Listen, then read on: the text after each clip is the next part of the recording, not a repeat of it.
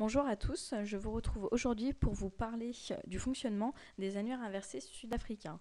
Donc pour ce faire, je me suis dirigée dans la rubrique Annuaire inversé monde du site Annuaire inversé France. Et j'ai donc ensuite sélectionné le pays Afrique du Sud. Donc sur ce contenu, on va retrouver plusieurs descriptions de sites internet. Donc on a brabis.com qui est le seul site d'annuaire inversé d'Afrique du Sud. On y décrit après trois autres sites qui sont plus des sites d'investigation privés.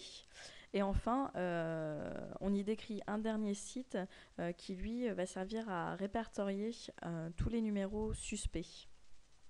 Donc je vais commencer par vous parler de Brabis, que voici. Donc voici la page d'accueil de ce site.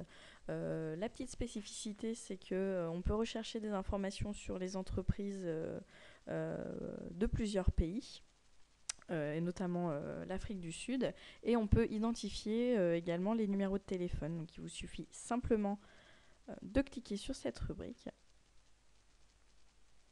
Et là, on obtient une page très simplifiée. Il vous suffit juste de remplir le numéro de téléphone.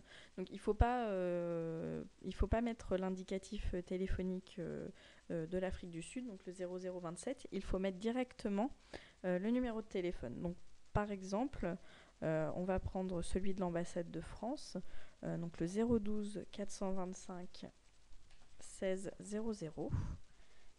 Et donc, on va cliquer sur Rechercher. Alors là, on obtient une information et pour obtenir un petit peu plus de précision, on va cliquer sur ce lien.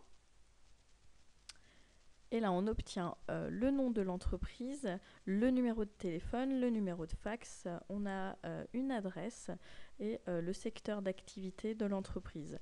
Pour avoir un petit peu plus de précision, on a aussi une carte zoomable, dézoomable pour avoir la position exacte de l'entreprise. Donc vous pouvez partager les résultats soit par email ou par SMS. Et vous pouvez également l'ajouter dans vos favoris. Donc voilà pour ce premier annuaire inversé qui est relativement simple et rapide. Donc je vais ensuite vous parler de trois autres plateformes qui sont en fait des sites qui font de l'investigation privée. Donc le premier s'appelle Intertel. Donc lui vend des solutions pour traquer les mobiles. Donc vous allez pouvoir, en installant ce logiciel sur un téléphone portable, vous allez pouvoir voir qui appelle, où la personne se situe, à quelle heure, quel jour. Donc c'est plusieurs solutions qui sont proposées.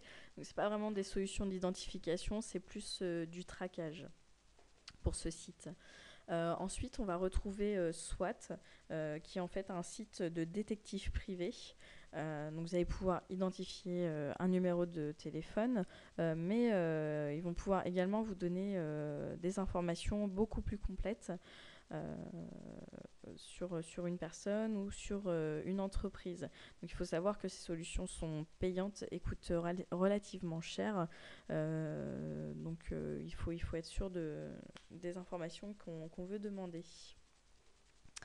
Et enfin, un dernier site donc, qui ressemble au site précédent, à SWAT, qui lui aussi propose des services d'investigation privée.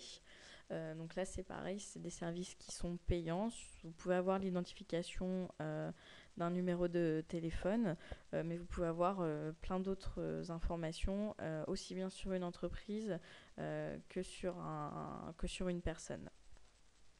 Donc voilà pour ces sites d'investigation privée. Et comme je vous ai dit précédemment, je vais vous en présenter un autre qui s'appelle WASPA et qui est en fait une association qui répertorie tous les numéros suspects.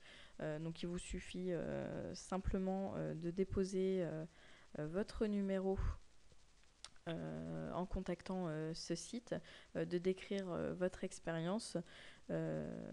Et donc après, l'association va s'occuper d'identifier le numéro, d'en savoir un petit peu plus sur qui a cherché à vous joindre. Voilà, donc ça c'est quand même des démarches qui doivent être faites, qui ne doivent pas être prises à la légère parce qu'il y a un réel travail derrière et qu'en plus ce sont des choses qu'ils font gratuitement.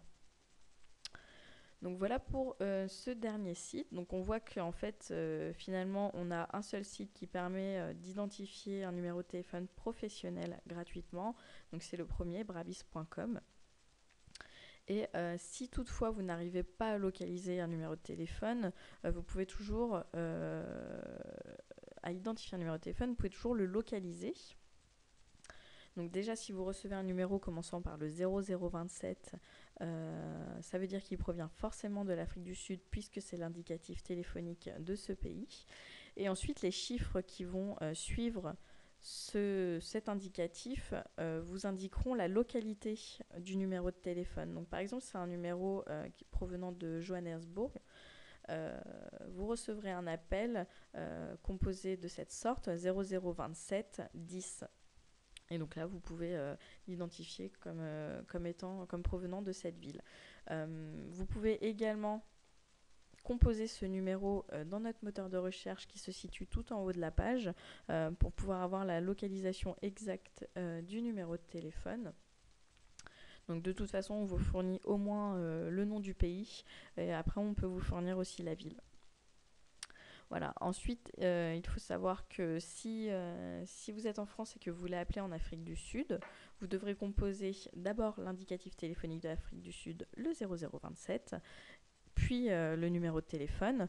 Par contre, si vous êtes en Afrique du Sud et que vous voulez appeler en France, vous composerez le 0033, suivi du numéro de téléphone sans le 0 du début, sinon ça ne fonctionnera pas. Donc voilà pour les petites astuces de dernière minute. Si vous avez apprécié le contenu, n'hésitez pas à le partager sur les réseaux sociaux Facebook et Google. Et moi, je vous dis à très bientôt pour vous parler d'un nouvel annuaire à verser.